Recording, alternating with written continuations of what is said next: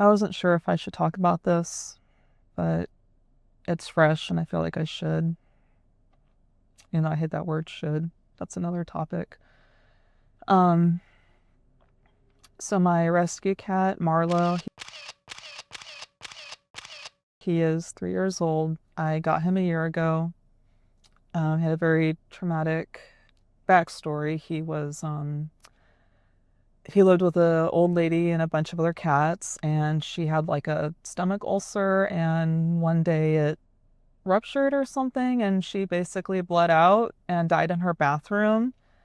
And all these poor little cats like witnessed that. So that's where he came from. And they put him in like the PetSmart. They have those like glass cage things that are like 3 feet wide, and they stuck him in there. And he was there for 4 months before I got him.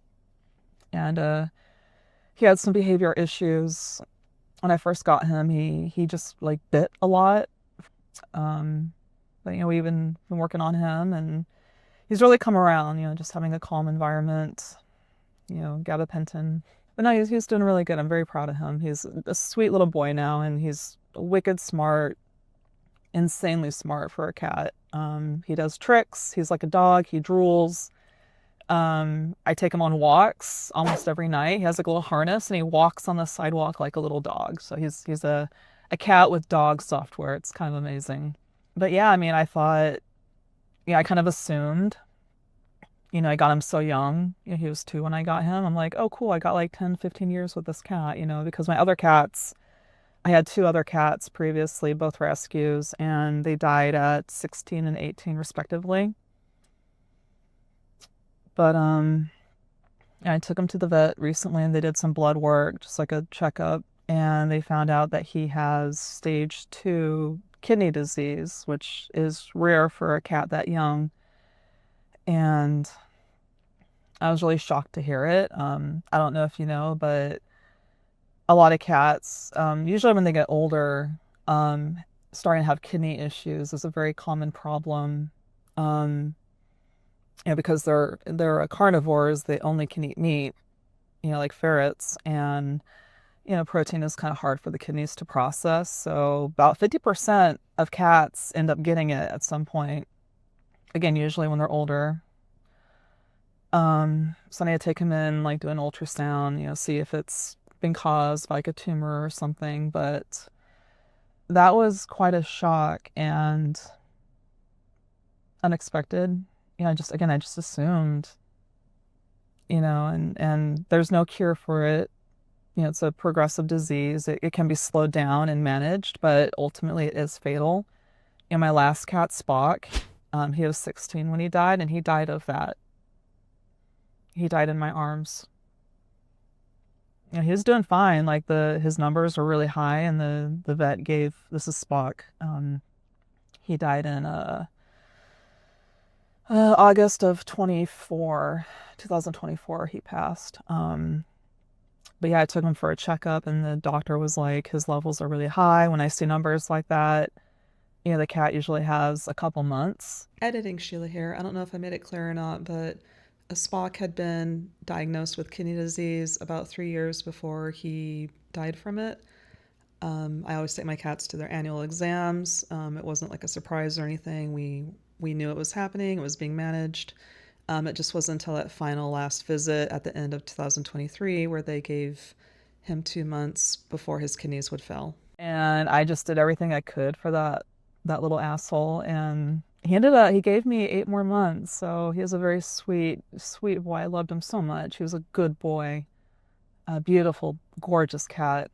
So yeah, sorry, had a cat die from this. And it's like, fuck, like I thought I'd had more time. And now if I'm lucky, yeah, depending on what it is, but again, there's no cure for it. He has this now. And maybe I'll get 2 more years with him, or 5. If I'm lucky, I'll get maybe 5 or 6 more years. It's not 10, it's not 15 like I thought. And the whole thing just kind of got me thinking because I pretty recently just experienced a cat dying on me. And I've had this cat, I had Spock for, yeah, I got like 12, 13 years. And He was doing fine actually. Like his numbers were high, but I just kept him hydrated. Did like under the skin with a needle to get like fluid, saline in him, and and he did really good. And then just one day he started declining really rapidly, and they get really confused because the kidneys can no longer process the toxins. They have a lot of like toxins in their blood, and they start getting kind of delirious, and he started kind of walking around in circles and like peeing, on himself or wherever. Loss of bladder control. And he wore little diapers, and it got to a point where he couldn't even walk. And so I just had him, laying on his favorite like blanket. It happened on a Thursday. He started acting like that 2 years ago. And I called the vet and scheduled a at-home euthanasia for him for Monday. But that night, Sunday night, I just had a feeling. I'm like, he's not going to make it through the night. I stayed up with him. I made a little spot for him on my bed so I could lay next to him and just kind of, keep an eye on him. And it was about 6 a.m. I was trying to rest, but not really. I didn't want to like fall asleep. And by the minute I closed my eyes, he did like a little like shudder and like he was like making kind of like a weird little kind of noise. And so I just kind of held him, and his breathing changed, and I just held him.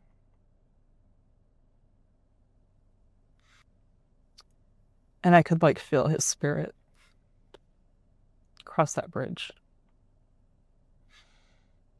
And he was gone. He gave one last like shuddering sigh, and then he was still, and I was like, is he dead? Like he's not breathing, I don't know.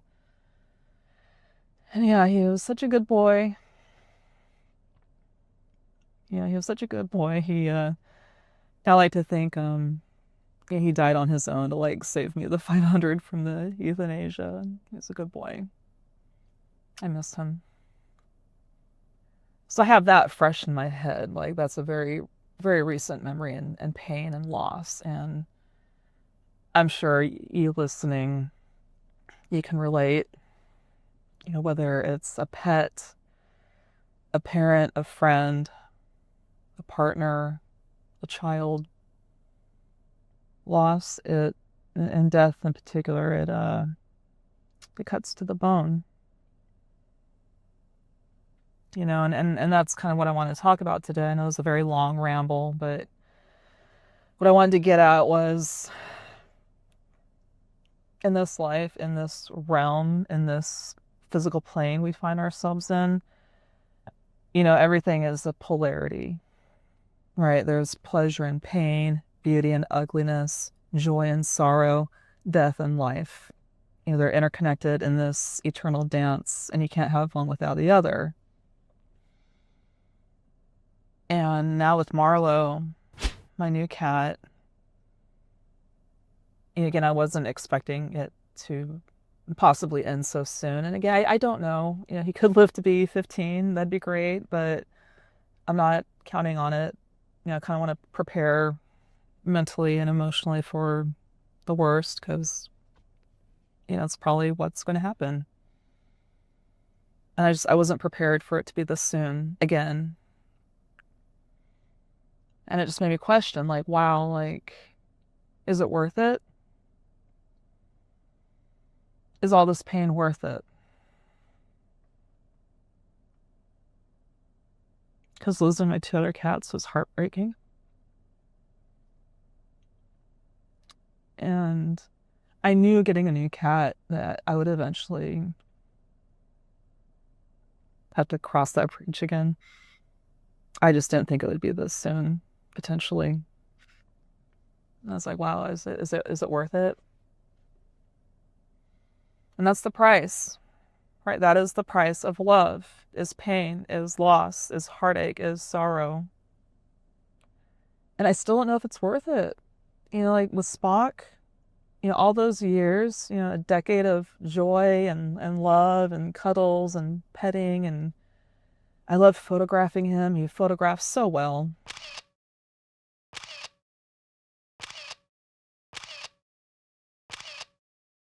He was gorgeous. What a sweet, sweet baby boy.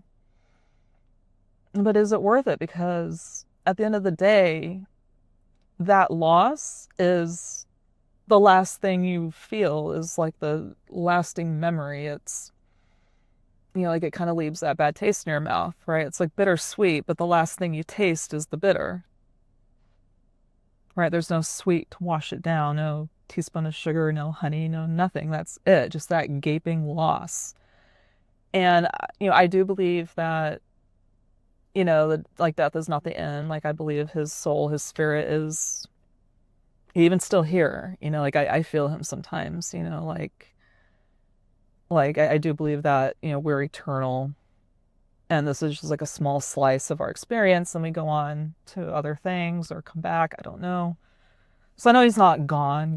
Like I'm not, like a like atheist where there was like no nothing after you're dead. So like I know he's in a good place. I know he's happy.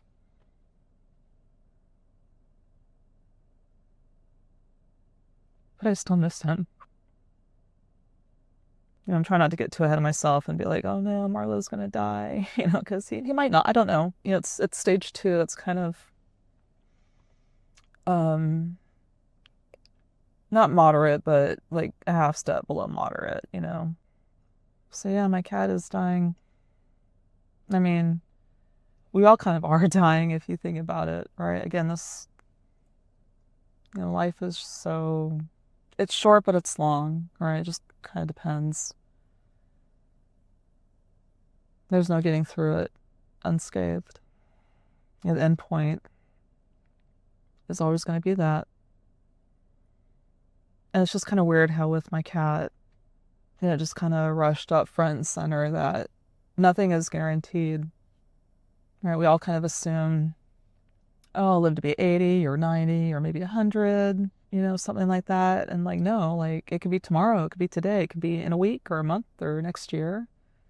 Everything is so uncertain, and that can be scary. I'm not trying to like scare you or anything, but I think it's good to remember death, memento mori, sometimes. I think for our own like sanity, we don't think about it too much, but I think also there is there is value in thinking about it from time to time and just remembering you will die, I will die, everyone you love will die, your pets will die. And if you are lucky enough to live long enough, you'll get to witness everyone start to die. Like I asked my grandma one time, she's like 82, 83, what it was like getting old. And what she said really stuck out to me. She said, the worst thing is all your friends start dying. Like every year, it's like a new friend that dies, and she's the one still standing. I don't know how. She lives a very unhealthy life, right? It's just the whim of the gods. Who knows? So, got that to look forward to. Again, everything is a price, everything is a trade off, right? If you live long, you get to see everyone else die. If you die young, that's it for you. But at least you don't have that pain of the loss of everyone around you, right? Like death is only sad for the people that are left. You ever think about that? Like death is never sad for the person that actually died because now they're dead. They don't care. I've seen and heard enough near-death experiences. I really do believe that once someone crosses over, they get this whole new perspective. They see things. They're very detached. Like, oh, that was just life and I'm good and everything's good and okay, I'm gonna go on now. Yay. They can't wait to get out of here sometimes. They have a choice. Do I want to come back, experience more pain, or do I want to move on and be free? And some people choose to come back. They choose to come back to the pain, right? Like life is pain, living is painful. Suffering is optional, though. We'll talk about that one later. But yeah, so, death is coming for us all. And so my message for today was the idea of how do we reconcile with that fact? Do we avoid it? Most people do. Vast majority of people avoid that fact until it's right in front of them. They can't avoid it anymore, and it always comes to collect. Even the billionaires can't escape it. Not yet. I don't think they ever will. It comes for us all. It's the great equalizer, right? Just kind of cool, I think, in a weird way. Like, even billionaires can't buy their way out of dying, which is kind of cool. So if we can't escape it, what do we do with that? Do we let it control our lives, this fear of dying? And do we live very carefully? I used to do that. And I would never take any risks. I had this mentality of like, okay, I'm gonna get to the end of my life in perfect condition, right? No scratches, like a car, like a classic car that's never been driven. And then I kind of realized like, what's the point of that? Like actually, and again, it's like up to extremes. I'm not saying you should go necessarily parkour and really like jump off buildings and tear your body up for no good reason. Like if that's your calling and that brings you joy, Godspeed, but we're not, that's the extreme. People just like, some people live like they got 9 lives, right? The Darwin Awards, I find that fascinating. I love the Darwin Awards. These people, they live like they got 9 lives. And I'm like, you are not a cat. You are a man. You got one life, one body. Some people seem to cheat death, but you can't keep doing that forever. But, but yeah, I used to live like, okay, I need to get to the end of my life all in one piece and not a scratch on me. And I was like, well, what's the point of that? Because I'm still going to die. So I'm like, okay, let's get the most out of the mileage, right? That's, why I start getting to like climbing and stuff, more, just taking more, not risks, like calculated risks, but just being open to adventure, being open to living, right? You're not living, like live fully because then it's over and that's it. Right? So live fully, so what do we do? Do we avoid it? Do we crash into it? Or do we dance with it? And that's really the core of my message today is how do we learn to dance in the darkness? How do we dance with life and still remember death? Doesn't that put a damper on the dance? And I'm not sure yet. I mean, I want to say no. Just kind of adds that kind of bittersweetness to it. I really love the book and the movie, but the book in particular, The Last Unicorn. They don't really touch on this in the movie too much, but the book is actually quite deep and quite philosophical. And it tackles that same question of, because the unicorns are immortal, they don't die. I think they can be killed. They're kind of like elves from Lord of the Rings, but they can't, they live forever. And the wizard guy, I forgot his name. The wizard guy, he's talking to the unicorn and he's basically telling her how he feels that anything that can die is beautiful because it ends. There's a finite time to it to be experienced, and that makes it beautiful because of that limited quantity of access.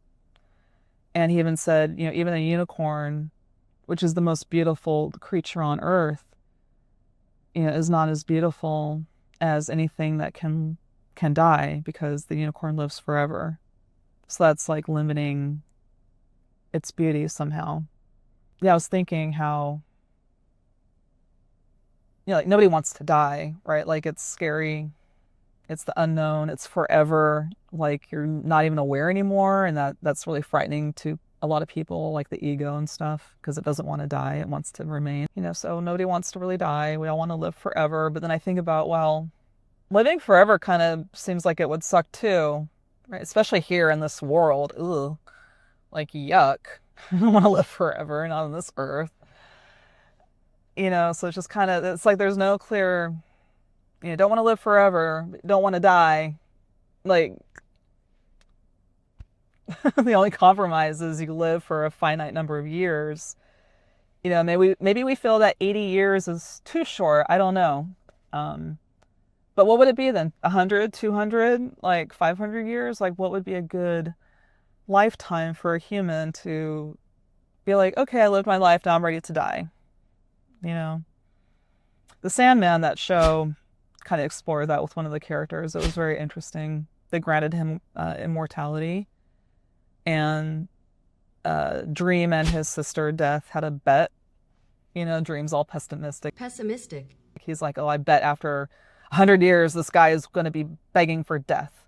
And Death is like, no, life is beautiful. Like, I do love how the characters have these weird kind of mishmash of seemingly opposite character traits, and I do kind of love the archetype that they have, again, because it's polarity, right? Like the character Death, you know because she's Death, she loves and appreciates life because, again, that's like her thing, and is taking people away, but she understands the beauty of this life though because of that. So I think that's very interesting. But no, the dude in the show, he lives for 100 years, and he meets with Dream every 100 years, and he gives him an update. And it was interesting because at first he's like, oh my God, it sucks. Like all my friends died, and my wife died, and my kids died. Oh my God. And I fell into ruin. Ruin. And blah, blah, blah. And Dream is like, okay, so you want to die? And he's like, oh God, no. No, I want to keep going. And I'm like, okay, weirdo. And that's the thing though, like even in our suffering, we cling to life. Like we know there's something in there within the bitterness. There is beauty, there is love, there is joy and compassion, and so many great things.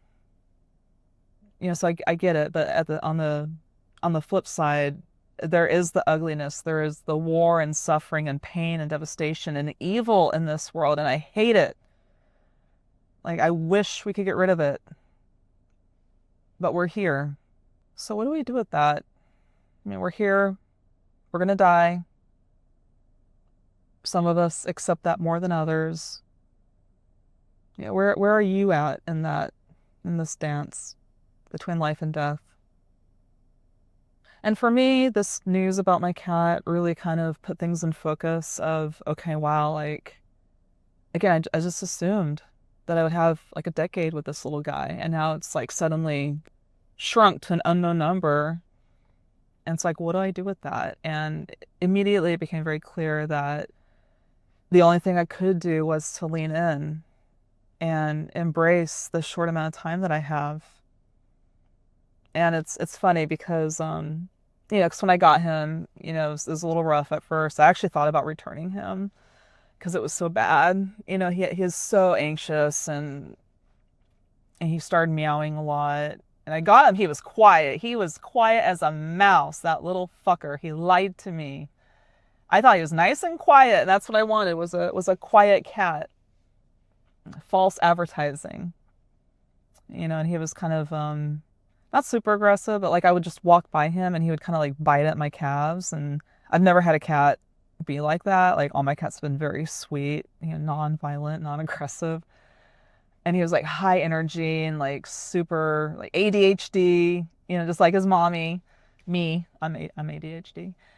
And it was just like a lot, but just enough time, enough love, training, modifications, all the things. He's really calmed down a lot. He's really chill now, so thank God. But it's weird because I would get kind of like frustrated with him sometimes because he's so demanding. I get home and he's immediately like, play with me, love me, look at me, talk to me. And I'm just like, God, can I just like relax for a minute, dude? Like, chill. I'll play with you. Just give mommy a minute. He's like, no, right? Meow, right? And it always kind of frustrated me. And it's those kind of, same thing if you have kids or anybody else that's, demanding, and you're just tired. It's very human, like you're just tired. We have these human bodies, we get tired. But then you have like this demanding thing bugging you, and I'm sure we all get those kind of, not really intrusive thoughts, but just that kind of like, I wish you weren't here right now, like just leave me alone. All right, we kind of have those kind of thoughts, and we don't mean them. Like we're not like, If your kid is annoying you and you're just like, go away, just leave me alone. I don't want you right now. Like, go. I wish you weren't here, kind of thing, right? But if they were taken, you would suddenly be like, oh my God, I miss them, right? So I know it's not like a real feeling. It's just, transitional, just being human, being tired, whatever. And it's just kind of interesting because, I would get kind of frustrated with him. But ever since I found out about his Diagnosis. it just kind of brought everything into perspective. Like everything just kind of crystallized in front of me. And I was like, wow, like, okay. I kind of assumed I'd have to like put up with this for like 10 or 15 years. And now I only get to put up with this maybe for a few years if I'm lucky. And all of a sudden it's like, okay, like, yeah, he's meowing or pacing or demanding and wants to be played with, wants attention, and I don't feel like it. And all of a sudden it's not as irritating anymore. I just have this kind of newfound, not like love, but just like extra, because it's in the back of my mind. It's in the front of my mind, right? It was in the back of my mind, and it's squarely in the front of my mind as well. Our time is very limited, and it always was limited. Like that's kind of the key here is my time with this cat has always been limited because cats don't usually live very long. If your cat lives to be 11 years old, that's like pretty good for a cat. And I just assumed. And I think that's the thing. We take it for granted. We take every day for granted. We take our friends, our family, our loved ones, our partner, our children, our pets. Where we live, we take it for granted. Like every day is the same. We kind of get complacent in like our day to day, day in, day out, all the same. And we don't notice the time is slipping away. And before you know it, death might come knocking. So now when I see him and he wants to go outside on a walk and I'm like so tired, I just want to sit and watch TV and snuggle with him. I'm like, sure, little guy. You don't got very long. Let's do it. And I think that's the thing is like, I want to give him the fullest, most amazing life. Even if it's just a few years. And I think that's how we learn to dance in the darkness. Just lean in. It's going to end anyway. So laugh and cry, scream and chant, sing. It's all we can do. And I think that is the bravest and strongest thing is to fully know and embrace that the ending is coming and still live fully anyway. Just like, fuck you, death. I'm alive. I'm alive now, and I am embracing beauty and joy and love and peace and adventure, all the things that life can offer. Grab it by the horns and don't let go, because you never know when it'll be taken away.